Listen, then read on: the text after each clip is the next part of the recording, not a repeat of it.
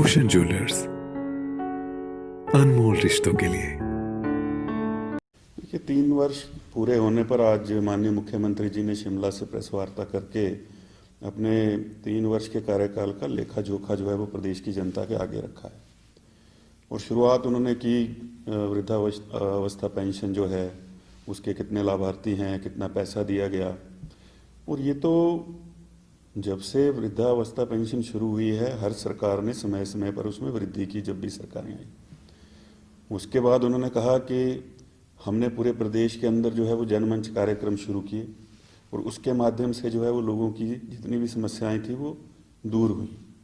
और ये किसी प्रदेश में पहली बार हुआ है देश के अंदर। मुख्यमंत्री जी ये भूल गए कि उनसे पहले भारतीय जनता पार्टी के मुख्यमंत्री रहे प्रेम कुमार धूमल, उन्होंने खुला दरबार लगाने की प्रथा शुरू की थी। तो अगर आपने नाम बदल दिया है और उसके बाद उसका नाम जनमंच कर दिया है और जनमंच के माध्यम से जो लोग वहाँ जाते हैं वो कितने संतुष्ट होकर के गए हैं, ये धरातल पर जा कर के पता चलता है। और ये सिर्फ एक माध्यम बन गया था कि जो अधिकारी कर्मचारी गए हैं, जो अपनी नालायकी का ठीकरा है वो उनके सिर पर फोड़ दिया जाए। उसके अलावा चाहे आप रोजगारों पर देख लीजिए, बेरोजगारी के ऊपर कोई नीति नहीं, उसके ऊपर कोई उनका कोई आंकड़ा नहीं आया। जितनी देर वो बोलते रहे उस पर कोई चर्चा नहीं की है। पर्यटन की आपकी नीति क्या है, उसके ऊपर आपने कुछ बताया नहीं है। भारतीय जनता पार्टी के ही प्रधानमंत्री रहे हैं अटल बिहारी वाजपेयी, उनके समय में यही प्रदेश है जिसको 2 बार स्पेशल पैकेज मिले, चाहे वो इंडस्ट्रियल पैकेज था, चाहे वो आर्थिक पैकेज था। आज आपकी सरकार है केंद्र के अंदर भी, प्रदेश के अंदर भी, लेकिन आपके 3 वर्ष के कार्यकाल में क्या स्पेशल पैकेज आया है उसकी कोई चर्चा नहीं हुई है। प्रदेश जो है अगर आप देखें तो विकास कार्यों को बिल्कुल पूर्ण विराम लग गया है, उसके ऊपर कोई चर्चा नहीं। आज आप सड़कों के हालात देख लें, बिजली पानी की जो व्यवस्था है उसको देख लें। और 3 वर्ष का आपका कार्यकाल रहा है, आपने घोषणा की थी कि मंडी के अंदर अंतर्राष्ट्रीय हवाई अड्डे का काम शुरू होगा, वो कहाँ तक पहुँचा उसके ऊपर आज आपने कुछ नहीं कहा। गग्गल हवाई अड्डे का विस्तार होना था, उसके ऊपर कुछ नहीं कहा। तो मेरा ये मानना है कि जो असली मुद्दे थे, चाहे वो केंद्रीय विश्वविद्यालय का हो कांगड़ा का, चाहे आप मंडी के अंदर ही देख लें, ये अगर आपका जो गृह क्षेत्र है, आज हम मंडी की बात करें, जिले की बात छोड़ दीजिए, अपना चुनाव क्षेत्र जो है मुख्यमंत्री जी का, उसकी सड़कों की जो व्यवस्था है वो पूरी तरह से चरमराई हुई है। तो बाकी प्रदेश जो है वो क्या उम्मीद रखेगा।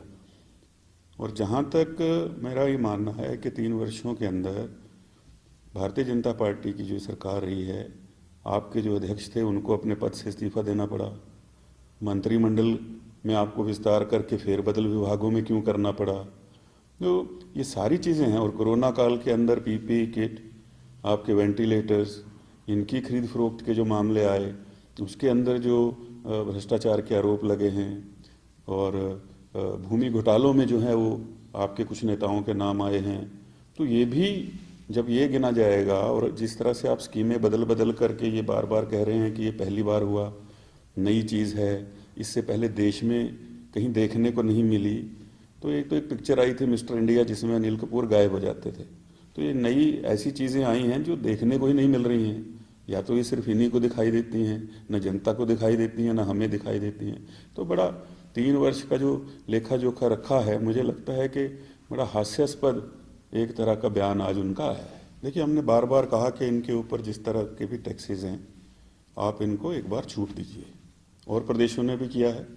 और जब तक ये समय चलता है तब तक आप इसको बंद रखिए। इसके बावजूद आपने जा कर के जो है वो नेशनल टेलीविज़न के अंदर स्टेटमेंट दे दी कि हम तो प्रदेश को क्वारंटीन डेस्टिनेशन बनाएंगे, और पूरे देश के अंदर जो है वो हमारी खिल्ली उड़ाई गई इस प्रदेश की। पर्यटन की दृष्टि से टूरिज़्म इंडस्ट्री को जिस तरह के भी टैक्सेशंस हैं उनको बिल्कुल से वेव ऑफ करना चाहिए था, अभी भी करना चाहिए। और उनको उनका एक सपोर्ट सिस्टम बन करके सरकार को साथ खड़े रहना चाहिए, क्योंकि पर्यटन ही इस प्रदेश की जो है वो रीढ़ की हड्डी है आर्थिकी की। अगर आप उसी के साथ न्याय नहीं कर पाए, आप देखेंगे कि बाहर के कुछ प्रदेशों में और विदेशों में भी स्पेशल पैकेजेस जो हैं वो अनाउंस किए गए हैं कि अगर आप इतनी छूट जो है वो पर्यटक जो है वो आएँ, उनको 50% पर जो है वो होटल में कमरा मिलेगा, खाने पर छूट होगी, जो बाकी का 50% है उसको वहाँ की सरकारें वहन करेंगी। तो ये तो सपोर्ट सिस्टम होता है, कोई नीति आपकी हो। ये तो नहीं होता कि आप एकदम से खोल दें और कहीं जो भी आएगा आइए और रहिए। उससे आप आने वाले का भी नुकसान कर रहे हैं, और जो हमारे लोग यहाँ पर स्थानीय निवासी हैं, व्यवसायी हैं, जो काम करने वाले हैं होटल इंडस्ट्री के अंदर, उनके साथ भी खिलवाड़ कर रहे हैं इस भयंकर बीमारी के अंदर जो है। हाल ही में मुख्यमंत्री जी का एक बयान आया है कि मैं निकम्मे अधिकारियों को जो है वो बख्शूंगा नहीं। मेरा ये मानना है कि सरकार के अंदर जो एडमिनिस्ट्रेशन है उसको चलाना सरकार की जिम्मेवारी है, चुने हुए जो प्रतिनिधि हैं, चाहे वो मुख्यमंत्री हों, मंत्री हों, विधायक हों। अगर आपको ये लगता है कि अधिकारी लोग काम नहीं कर रहे हैं, जब आप उनको कोई दिशा ही नहीं देंगे तो कोई काम क्या करेगा।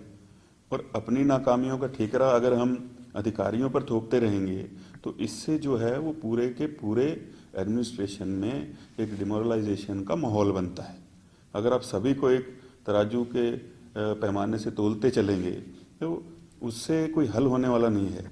आज प्रदेश की जनता ये जानती है कि जब कोई चुना हुआ प्रतिनिधि सरकारी पद पर बैठा है और वो किसी अधिकारी से अगर काम ही नहीं ले पा रहा, उसको दिशा नहीं दे पा रहा और बाद में ये कहता है कि मैं उसको छोड़ूंगा नहीं, तो जवाबदेही तो चुने हुए प्रतिनिधि की जनता के प्रति बनती है।